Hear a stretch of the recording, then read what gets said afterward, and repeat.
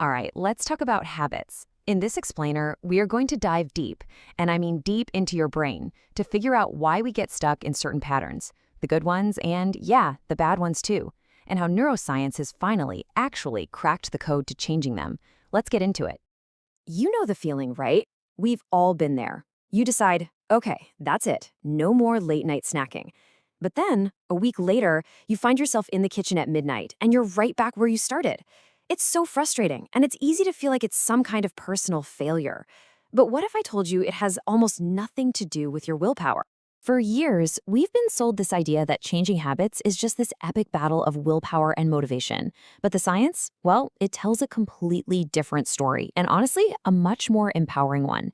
It's not about fighting yourself. It's about understanding the automated programs that are running in your brain. So let's start with the hardware, shall we? To really get a handle on habits, we first need to look at the part of your brain that basically acts like a computer's hard drive, storing and running all these little programs on complete autopilot. So say hello to the basal ganglia. This is your brain's habit control hub.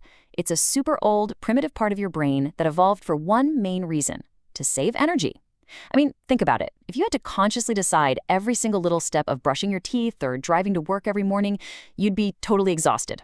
So the basal ganglia just takes over, locking in these routines so your conscious mind can go off and focus on, more important things. And how does it run all these programs? It uses something that is beautifully simple called the habit loop. You can think of this as the actual software script, the core code that runs every single one of our automatic behaviors. It all works in three simple steps. First, you've got a cue. That's the trigger. It could be a time of day, a place you're in, even an emotion. The cue is what tells your brain, okay, launch the script. Second is the routine. That's the action itself, whether it's grabbing a cookie or lacing up your running shoes. And finally, you get the reward. This is that satisfying feeling that tells your brain, hey, that was good. Let's make sure we remember this loop for next time. And this is the part that is so crucial to get. Once that loop is built and stored, it's really not a conscious choice anymore. It's a neural program, and it's running on autopilot.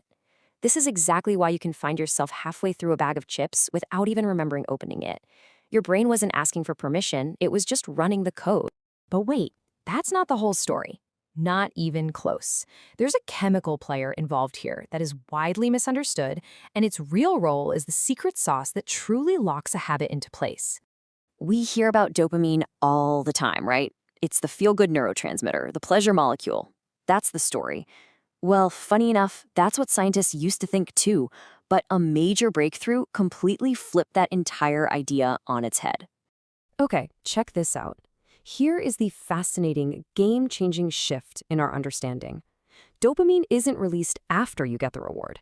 It's actually released before the routine, as soon as your brain recognizes the cue. It's the chemical signal of anticipation. It is the neurological craving that drives you, that pushes you to act.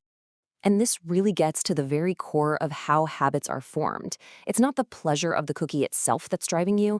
It's the craving for the cookie that your brain predicts the moment it sees the cue. Anticipation is the engine of the entire habit loop. Okay, so if our habits are just automated code, and they're powered by this intense neurological craving, how on earth do we change them? I mean, are we just stuck with our programming forever? Well, the answer is a resounding no, and it's all thanks to this remarkable property our brains have. It's called neuroplasticity, and you can think of it as your brain's built-in software update feature. I'm serious. Every single time you repeat an action, you are physically strengthening the neural pathway for it.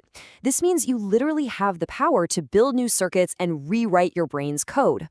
But, and this is a critical distinction, you can't just delete an old habit. You can't just hit the backspace key. That neural pathway, that road in your brain, will probably always be there, just lying dormant. Instead, what you have to do is overwrite it. You build a new, stronger pathway right next to it through repetition, until that new habit becomes the brain's default choice. And hey, want a pro tip from neuroscience? If you want to make a new habit stick way faster, tie it to your identity. Don't just tell yourself, I want to exercise. Instead, tell yourself, I am the kind of person who never misses a workout. When you do that, it activates completely different parts of your brain, and it makes that neural commitment incredibly strong. All right, let's get to the final piece of this puzzle. And trust me, it's a big one. We've talked about the brain's hardware, We've talked about the software, but now we need to talk about the operating system that this whole thing runs on, your environment. At its absolute core, your brain is an energy conservation machine. That's its prime directive. It will always follow the path of least resistance. And this is exactly why willpower is so unreliable.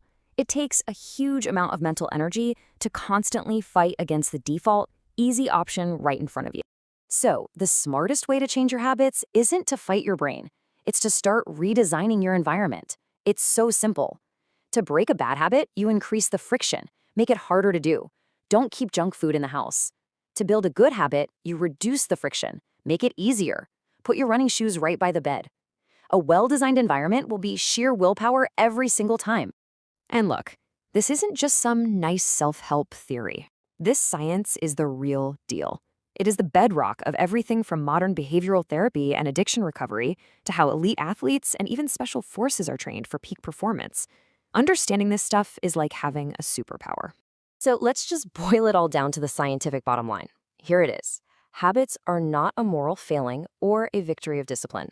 They are simply the predictable outcome of three things: repetition, the dopamine-fueled anticipation of a reward, and your environment. That's it. And that's the most empowering takeaway of all, isn't it? By understanding these mechanics, you get the control back. You can become the architect of your own automated behaviors. When you learn to control the loop, you control the habit. So the final question really is for you. You now have the user manual for your brain's habit system. You know the rules of the game.